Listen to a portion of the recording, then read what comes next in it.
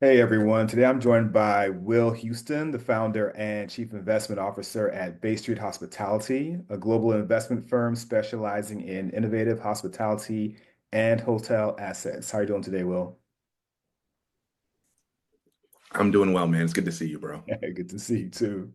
So jumping right in, can you share what inspired you to launch Bay Street Hospitality? Were there some gaps that you saw in the global hospitality investment market that others may have missed? I thought that in the beginning. I owned a firm, Bay Street Capital Holdings, that I ended up selling in 2024. And I started the fund that is now Bay Street Hospitality in 2022. So this was a couple of years after COVID had started.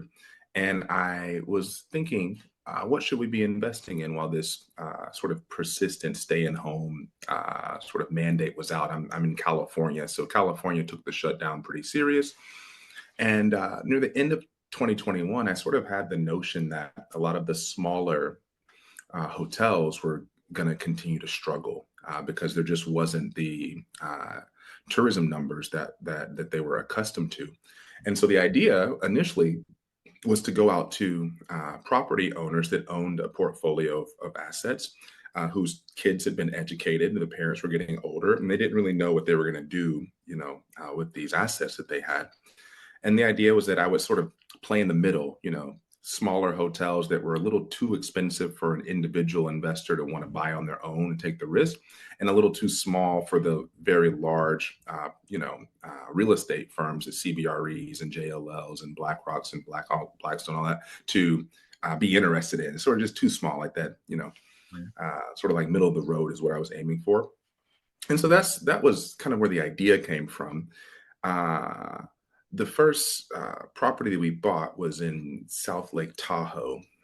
And the reason I stuck with hospitality, sort of after, COVID came and went, at least, sort of the circumstances came and went, was when I bought that asset, my dad came up to Tahoe and he helped me renovate it. So, it's like me, my dad, and like 8 guys in Tahoe with no teeth, like knocking down the walls and pull up the floors. We did all that stuff.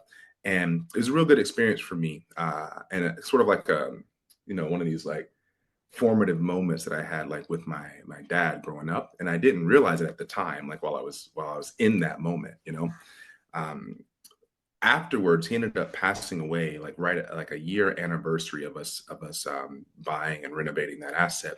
And when that happened, I sort of had the perspective that I was going to continue sort of in this hospitality vein because it reminded me of this moment that we had during those couple of weeks where we were renovating the property. Yeah. And what I like about hospitality is I like being able to create spaces where people feel welcome. I like working with organizations where they take that mandate serious.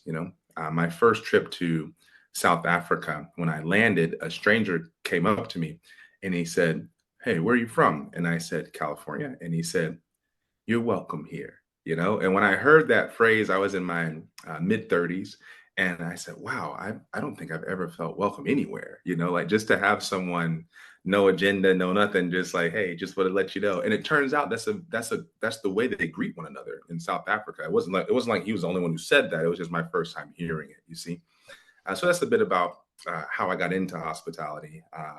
Initially, it was just to make money, and then uh, it persisted because I said, hey, I think I really have a real passion around creating these spaces where people feel welcome, and I thought that I could come up with something after enough hours of doing the work that would help me have some sort of competitive advantage and subject matter expertise. Yeah. Sure. And speaking of the subject matter expertise, you emphasize a quantamental approach. Can you break down what that means for investors and how that shows up in your deal selection or portfolio management? Sure, sure. um, so most things, people are complicated, right? Like you have your whole life circumstances that sort of get you to where you are and how you think today.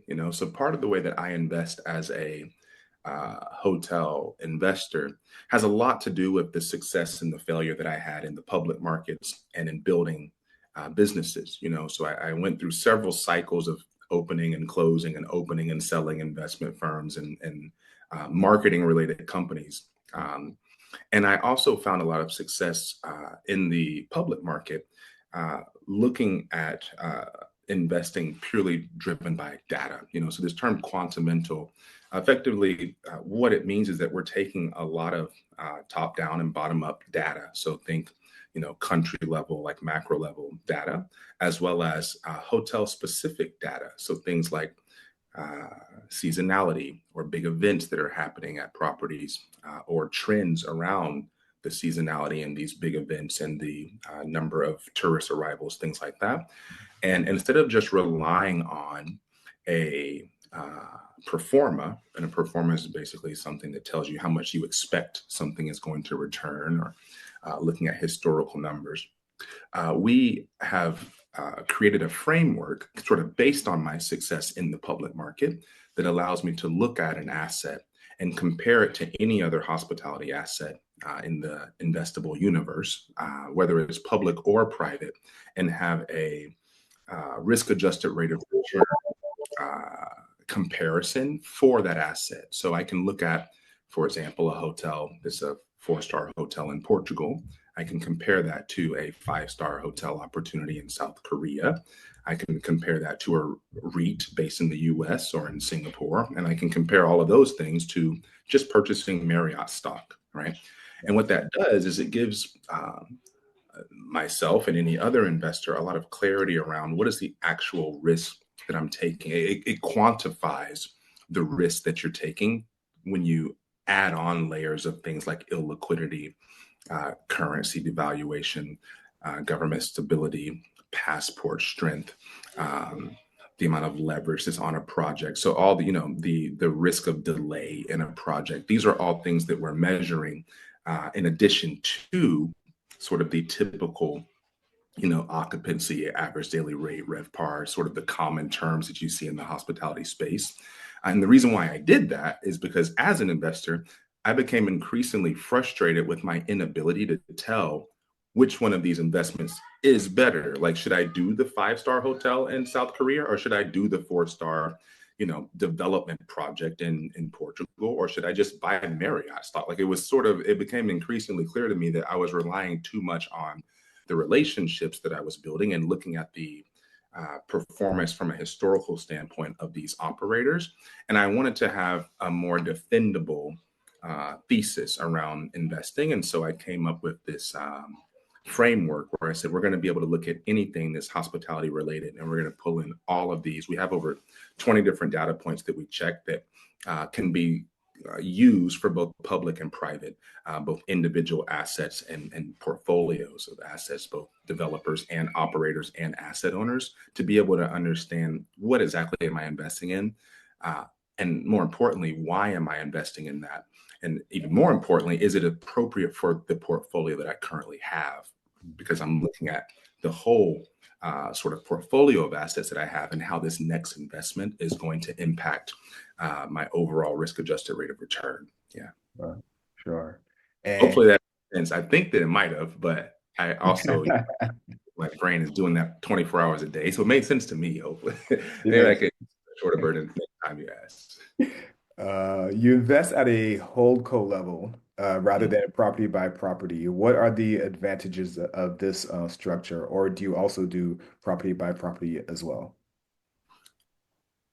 So sometimes we could, but that you're right. I mean, and this kind of gets back again to like experience that I've had that were both positive and negative as an individual, right? Like if you buy public stock, you're not gonna own the whole thing, right? You're investing at the sort of at the company level, and whatever that company owns, you're gonna have exposure to, right? Uh, Aside from that, when I did make the first couple of investments, the first 3 assets we bought, we did own and operate. And after a couple of years, I just realized that it wasn't scalable. I didn't really, I felt that the extra work that went into owning and operating these assets, instead of being able to pure play invest and make investment decisions, you've made the investment and now you're doing things like paying the trash bill and the utility bill. And even if even if you have someone on your team do it, you've kind of got all these like the linen bill and then the payroll for the housekeepers. I mean, it's just on and on and on stuff that goes into operating an asset. And kind of to this point of like scaling, I said, okay, I'm not going to be able to build a fund that is going to allow me to express my uh, investment thesis the way that I need to if I continue one asset at a time doing this, because the size team that we had, it just wasn't feasible for us to split sort of the tasks required, because each asset you bought, you're now grabbing a bunch of employees that you've got to train. And hospitality is one of these things where people who were great at hospitality are meant for it. You either really enjoy serving other people or you don't. And the training side of that for an investment firm is something that I didn't want to get into. You follow? You got it. You got it. And what is the criteria that you look for in potential investments? And can you give an example of maybe a recent deal or a past deal that reflects your strategy? Sure. So back to this data thing, it starts with data, right? So the first thing we do is we look at the whole planet, and we have looked at a bunch of metrics to determine which countries are going to see the strongest hospitality growth. So think like 5-year forecast for a hotel, number of new airports that have been open, tourism relative to the GDP, uh, stats like this, right? You can sort of rattle off some more, but you get the idea, like stuff related to hotels. And then what you end up with is, we do something called a Z score. So you can do like an apples to apples comparison, sort of normalize the data. So when you're looking at a small country like Portugal with 11 million people, I think they have 11 million people. I might be getting confused. Uh, and then compared to India, that's got like over 1 billion people, you're still able to get like a fair assessment of, oh, I want to know the population of Portugal. It's 10.5 million people in Right. Portugal. I was like, I think that's right. But so, the point is you want to equal weight that, right? Or not necessarily equal weight it, you want to normalize it. That's what a Z score is doing, right? Hmm. So we sorted the countries first, and so before Portugal was popular, we were looking at this stuff like back in 2018 before we actually set up the fund. The reason why we set up a hotel fund was because as we were trying to invest in hospitality, we became sort of increasingly confident that we had a view again that we would be able to express better if it was us making the investment in the way that we thought it could be.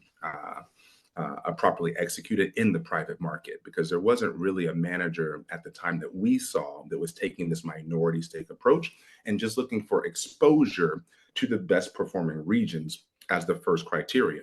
Once you had that first criteria, second step two, is going to these governments and lining up a bunch of public private partnerships and incentives. So you're thinking land concessions, tax holidays, tax rebates, things like this, where couple of the opportunities we've seen, you do it, for every dollar, the governments that give you 45 to 55 cents back in tax rebates, right? So there's a lot of incentives that can also be stacked up to the deal, so that it doesn't necessarily have to be a super high returning, high risk investment. It just needs to be structured in an elegant way. And then third is now you get down to the property level deal. So yes, you're going to look at who's the sponsor, who is it that I'm working with. And our desire, since we're minority investors, we want to work with best in class operators, developers, and asset owners, because our goal isn't to compete with, it's to get exposure to these regions that we've already identified that are going to outperform in the future, and be able to invest in them in a very tax efficient way. So we invest out of Singapore through something called a VCC. That allows us, it's kind of like, for people that are familiar with blockchain, it kind of works like that. Like the investor puts their money into the VCC, and then they can transact their shares of the VCC with other private investors without any sort of implication, right? So the VCC is like a HoldCo kind of, and there are 6 sub funds that we have that split up planet Earth. So like Americas, Europe, Middle East, APAC, Asian block of countries, or like 11 Asian countries that are sort of like a special tax treaty. And then we have an opportunistic fund, you see. And so when we see deals on a day-to-day basis that are coming in, again, we run them through our investment dashboard, take an initial screen to see which ones are worth digging into a bit deeper. look at the exposure that we already have in these regions and then determine from a risk adjusted rate of return standpoint, should we even look at this further, or are we better off holding off because this isn't scoring well enough for us to really take on the additional illiquidity? That's sort of a big part of this, because if not, you could just buy more Marriott stock, right? It's going to return you 10 to 11% a year. You're going to get a 1 and 1.5% dividend, and so you don't need to lock up your money if you're looking at something that's not high conviction, high reward, and risk adjusted rate of return, lower risk. You see what's going, or at least lower risk uh, than the portfolio that we're building that is benchmarking against hospitality assets. You see. Got it. What are the most exciting, I guess, regions to you right now? And like what trends are shaping, the investment opportunities in those regions? Mhm. I love India. The shirt I'm wearing, I got in India. I go there a couple times a year. My first investment in India was also 2018. We invested in the Bangalore airport with this group, Fairfax. Prem Watts is the guy who started that. And when we were initially looking for an allocation to the country, I really liked the way that those guys expressed their investment thesis as well. But I hadn't been to the country, you know. Now, once I arrived in India, once I had a private fund, I came to learn so much about like the actual opportunity. You know, it's the largest country in the world, landmass, the largest population in the world, numbers wise, and it's also the youngest population in the world. Uh, all that said, 2 billion travelers, there's only 160,000 branded hotel rooms. So you're thinking Hyatt, Hilton, Marriott, Wyndham, like names Americans are familiar with. In India, the names of the hotels are different, but they're the brands. There's only 160,000 of those. Now, for comparison, there's 160,000 branded hotels in Las Vegas, Florida, about 115,000 in Chicago. You see what's going on. Texas has a ton of hotels. You see. So when like America has 16 million branded hotel rooms, so that's sort of what we're dealing with. You're dealing with, you know, for every thousand tourists, there's like 17 hotel rooms in America. And in India is 0.11 hotel rooms. So it's just not nearly enough hotel rooms. So you're kind of having this Cambrian moment where there's this fast growing country where the current generation is earning, you know, exponentially more than their parents as they've sort of transitioned from uh, like agriculture into like more like tech based and manufacturing based income, right? And they're spending their money different. You know, they're spending money on 1 to 2 trips a year. And over 90% of the travel in India is domestic travel. It's the only country that's large in the world that does that. That's not relying on outside visitors coming into the country. So it's only like 9 million something people a year that are traveling to India. That are outside of India, out of nearly 2 billion travelers. So you've got a market that knows these local brands. You see, you've got an environment where, you know, a handful of families own about 80% of the market. You see what's going on. And there's an opportunity for, as all these roads are being built and airports are being built, the next thing, you know, what's off of a highway? A hotel.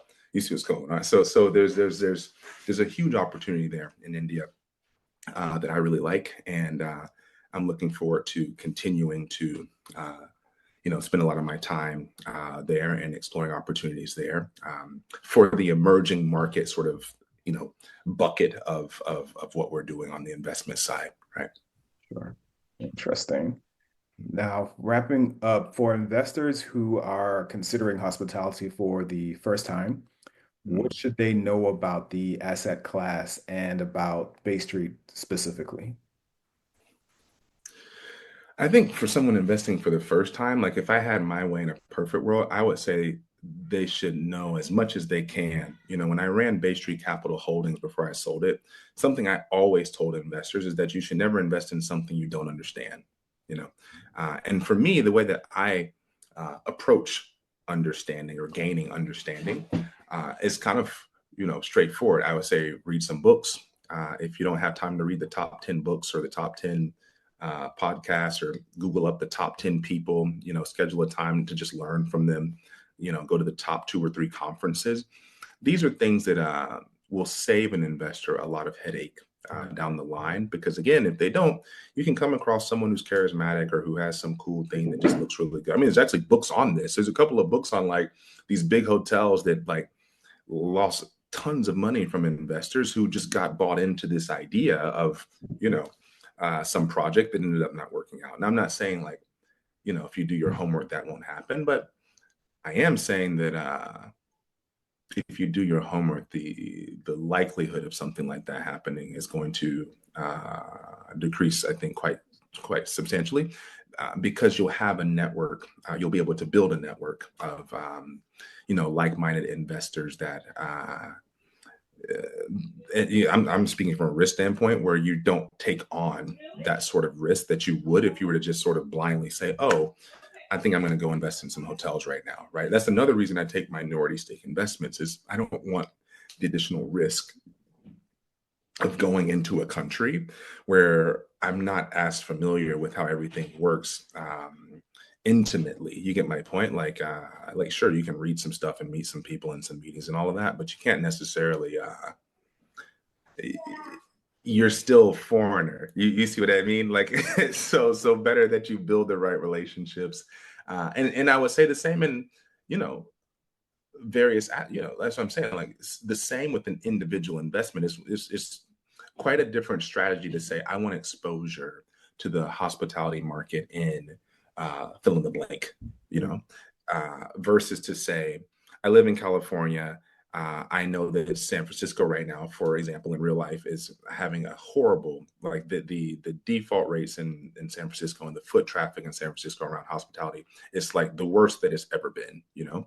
So I know that, and you could have a contrarian view and say this is the time to be investing in that market, or you could say I'm going to wait a little bit longer, wait and see. You see, but the point is, I know that sort of like the back of my hand in a way that I just wouldn't be able to express that if you were to ask me about, like I don't know, somewhere in Canada or somewhere in Mexico, or it's like, I don't know. So I'd rather meet an operator, developer, or asset owner in those countries, run them through like an actual data driven framework, build some relationships in the right time, right place. And if an opportunity comes up in, the next 5, 10, 15 years, I mean, I've done investments with folks that I didn't see something come out of it for 10 years. You know what I mean? So there's a very long sort of a long game. And the world is big, but when you really, really niche like this, there's a small number of like everybody knows everyone. At some point, people either know that you are serious about what you're doing and pursuing, and you can build that sort of network, or they realize like, hey, this isn't something, or you realize like this is something that I want to really pursue. I'm gonna, go do something else, and I would say even better that you found out that that's not what you want to do. So yeah, maybe read the books and maybe you decide that no, actually I don't like hospitality, right? You know what I mean? There's a couple of things that I find very exciting about it that someone else might say, no, I'm not really into that. Hmm. Any book recommendations? Um, I will, I would plug the book that I'm writing. I'm writing a book Hmm. called Quantamental Hotel Investing. Okay. And I think it's kind of a cool read. And the reason why I think that is because I talk about the framework that I have, but sort of to the second question you asked, I also share how I came to think about investing that led me to the point where I was making decisions like this. So I'm not just talking about like, why do I take such a data driven approach to it? I talk about all the times that I got burned when I didn't listen to the data. You get my point? And so it's kind of like yeah, you could read the book and be a really good hotel investor. Or really, you could apply to anything. We've actually thought about applying this to some other things, but kind of back to passion. Like I really like hotels, so I don't necessarily want to apply what I'm doing to say infrastructure projects, although I could. You see, Sure. but I also think for somebody who's like wants to read like the misadventures of an entrepreneur, it'd be like, this is wild. Like, you see, Interesting. All right. Well, thanks, Will, so much for your time. Appreciate the insights. of course. Looking forward to, bigger and better things from your company, and you have a great rest of the day, sir. You too, man. Great to see you. Take care.